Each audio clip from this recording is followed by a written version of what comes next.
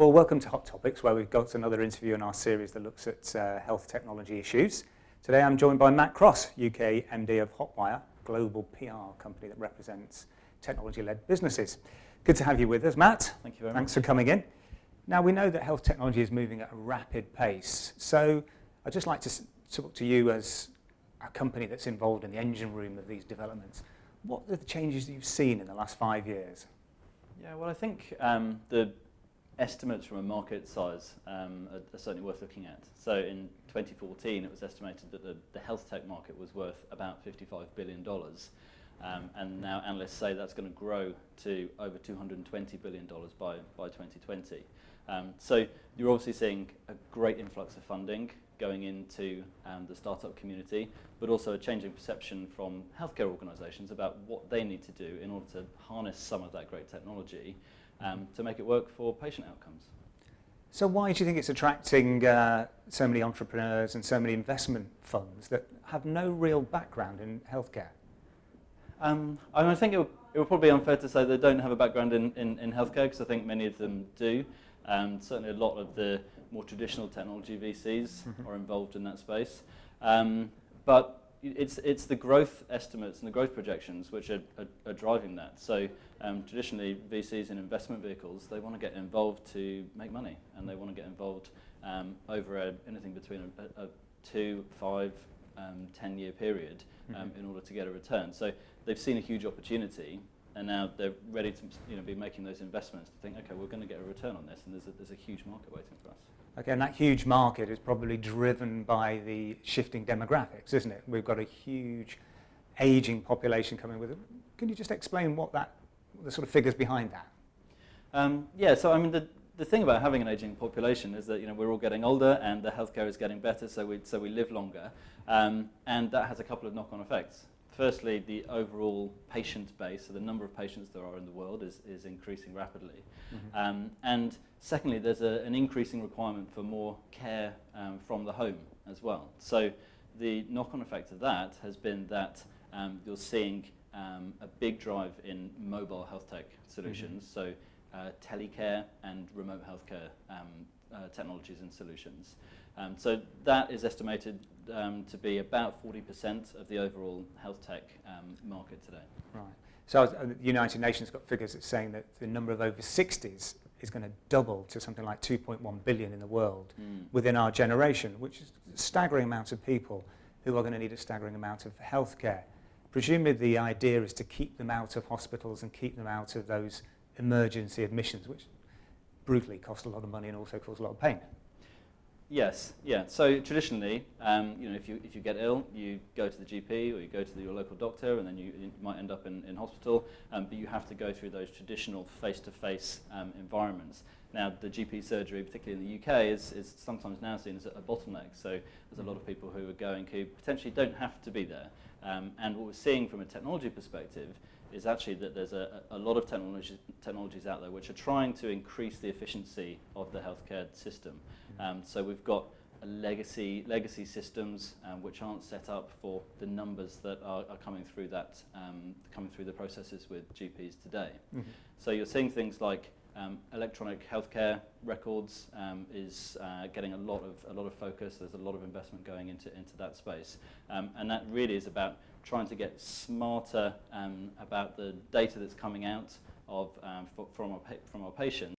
So presumably, one of the big drivers here is this shifting population, as we've spoken about, and the United Nations figures that the number of people over 60 will double to 2.1 billion in the world by 2050. So that's within our generation. This is a huge problem that we have to deal with. How can technology help deal with that problem? Yeah, well, what we really need is to create new levels of efficiency within the healthcare system. So unfortunately, the legacy systems of yesterday are not necessarily set up to deal with the huge numbers of people that have to go through the process, go through the system nowadays. So when you look at institutions like your local doctor's surgery, that's usually would have been your first point of call if you're getting ill. Now, what we want to try and avoid is pushing so many people down that path straight away. And so quite a lot of the new technologies are coming out which are trying to provide a buffer for GPs and the first point of contact with the healthcare system, but also creating a new level of efficiency around things like healthcare data. So electronic healthcare records are really receiving a lot of funding at the moment. And that is so that hospitals and healthcare organisations can make smarter decisions about the data that they have on patients, rather than potentially a doctor viewing that patient data for the first time when they walk in the surgery. I've seen lots of things about doctor apps, so you can make GP appointments, and these are going around the world now. But is there a problem also of perception, particularly with an older generation who kind of value the fact that they can see their local doctor, go to their local hospital? How do we convince them that the new way is maybe not a better way, but is a way of considering health? Well, I think the good news is that actually that started quite a while ago. Health tech is being driven by almost by stealth in some ways. It was probably around 2006 or 2007 that people started getting things like pedometers, understanding how their activity might affect their own health. And then, with the launch of the iPhone and plenty of Android apps now, you can see that health tech is starting to come into people's lives almost by stealth. So I think the job that a lot of wearables and technologies companies have already done has brought it into people's consciousness. But actually what needs to be done now is that the institutions themselves need to adopt more technology, and they need to be the ones. So we're talking about hospitals, about healthcare institutions, and about health insurers, starting to push the technology from their level, as well as the apps and wearables and things that people might use every day. I suppose the good signs is that the Department of Health and the NHS are embracing technology. It's quite a massive organisation, so difficult to turn around. There's lots of good things in the 5-year forward plan and the accelerator programmes. Is there anything more you'd like to see the government doing? Well, I think the Acceleration Access Review was a really good start for the NHS, and what they basically said in that, in partnership with the Wellcome Trust, was to get clinicians involved at a much earlier stage and get the patients involved at a much earlier stage when reviewing technology and innovations which could potentially be rolled out. So there's definitely extra levels of communication to those types of stakeholders. And then the Acceleration Access Partnership, which is being set up as a result, is fundamental. But this needs a huge commitment from the NHS. It's not enough for technology companies and patients and clinicians to all want it. It has to be a government push as well. Yeah, and I think with the figures that they've got to think long and hard about how much effort they put into it. Let's go on to sort of within the NHS then. So I noticed that lots of clinicians are being encouraged now to innovate, and not simply just to have a bright idea that works on their ward, but make it something that could be a global game changer for health. Of all those clinicians that are now pushing their ideas forward, is there a danger that the NHS particularly is not nimble, agile enough to take them, and they might just go elsewhere? Yeah, there's every danger of that, and we've seen that played out across a number of other industries that are being disrupted. So financial services and the media industry are all facing that similar sort of challenge. It's unusual nowadays to see a health tech startup which doesn't have someone who has been at the sharp end of the healthcare system on the board or as one of the founders. So it's very usual to see a doctor or a surgeon or someone who's come from healthcare. They've had an idea, they've realised that it could become something, but they can only do that with private funding. And unfortunately, the restrictions of some of the restrictions of the public sector mean that those ideas can't be brought forward quickly enough. Does it mean, though, that clinicians might actually leave the NHS to follow these ideas, and some of these ideas may take 5-10 years to come to any great fruition, so we're losing their vital services at the same time? Potentially, yeah. There's a danger there. I mean, I guess you could look at it in the flip side, and actually some of our great experts who have been in the healthcare industry can come out and give something back, and that technology and innovation could actually be developed quicker in the private sector. But as I said, just like many other industries, the NHS is also facing a wider employer branding problem. So why do you want to go and innovate at the NHS? Is it even possible? I think the Acceleration Access programme is showing that there's an intent, but I think now they've got to show how can we develop that even further and really attract the top talent to come and work in the NHS. So I think there's a role the public can play here, isn't there? Because the public has become used to a system set up in 1948, brilliant though it was, it is out of date, things have changed.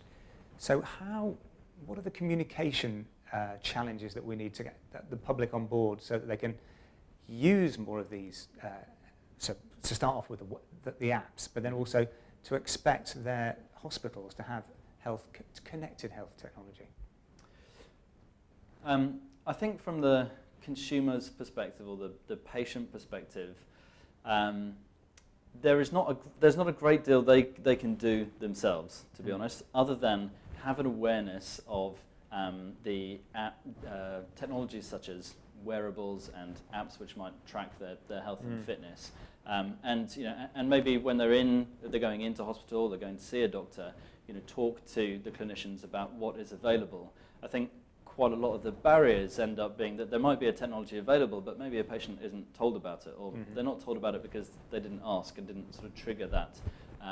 So I think asking at the primary point of care is a good idea, and generally being open to understanding how to take care of yourself and what technologies are out there for it. Okay, and so that brings us perhaps to the job that you do with firms that are getting out there, getting their message across. How important is it to have a communication strategy, and what are the key elements of that? Well, I'm bound to say that a communication strategy is absolutely critical to the success of any business. I think the pitfalls are that people think about a communication strategy by the time they come to an agency of being how they're going to go and talk to media. But really, they should be thinking many months before then, how are they going to build advocacy around the technology and around their product? Who's going to stand up alongside them and vouch for their business? And I don't just mean investors, but I mean other industry influencers, so analysts and academics. Who's going to stand up beside them and say that this is a technology which we believe in, and we're going to help push that into the public sector?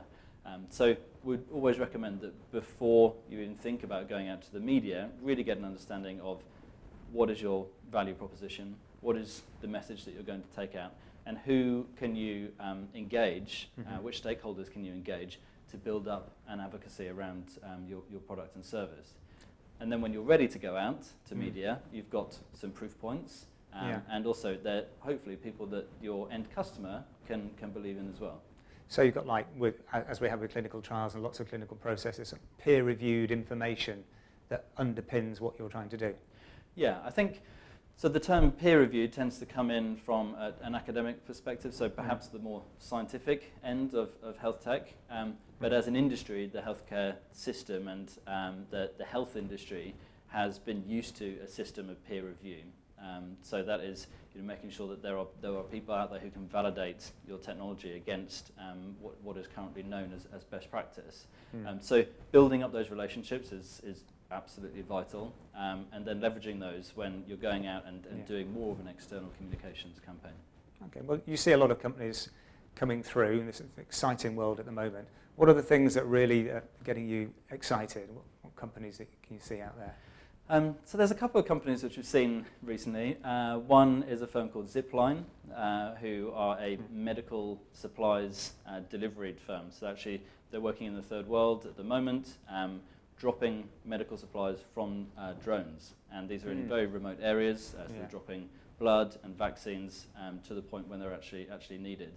So in the third world and developing world, that it usually is a remote location, but actually it could be applied to the US or the UK, where we also have maybe slightly less remote locations, but places where care might need to be given very, very quickly. And so drone delivery, I think you've probably seen it in the paper about drones delivering pizzas. There are far more valuable ways in which drones can be used as well. And then another company that we've seen recently is called Echo, and they are a prescriptions, repeat prescriptions management system. And actually that's available on the NHS today. So all NHS providers in the UK can use this technology. And it means that a patient, to our discussion earlier, a patient doesn't have to go into the GP to get a repeat prescription. They can actually scan the barcode of the product that they need. Yeah. It sends a message to the doctor. They then approve it, and then the prescription is sent out through the post. So immediately we're seeing how we can free up time at the GP level as well. So it clears up, I think it saves money, but also is more convenient for the patient, which is probably the sort of intersection that's really going to drive progress, isn't it? Exactly that. But the challenge is, does every GP out there, does every NHS organisation out there know that this is available to them? So having a patient come in and flag that with them and saying, look, actually, I would like to try and use this system, is it available to me today, it is just as important. So where do you see health tech in 5 or 10 years' time, facing that growing population, ageing population demographic? So I think the biggest area will still be in mobile health tech. And I think from an investor perspective, I really hope that the VCs and some of the investors who are in it now remain in it and see it through to completion. I think that the biggest danger is that VCs maybe don't see a quick enough return for their liking and potentially pull out. Obviously, that would be a disaster for health tech itself. But I think a lot of the really big investors are in it for the long term, and I can see that private sector investment is starting to work much better with the public sector need. So particularly looking at the NHS, I think we're already seeing a conversion between the two, and I hope that really plays out, because the opportunity for health tech to have a huge impact on patient outcomes is really massive, and I think mobile, though, will be the driving force behind it. So 1948, the inception of the NHS, obviously was a revolution in health. Are we on the verge now of a new revolution? I think we absolutely are. And I think on the verge could be within the next 5 years, but we're seeing intent from healthcare organisations in the public sector, and we're seeing the right level of funding and intent from the private sector. So when the two finally do come together and align, I think there's every chance of this having a huge impact beyond the realms of what we currently believe today. Matt, that's brilliant. Thank you very much indeed for coming in. It's Matt Cross, UK MD for Hotwire. Thank you very much.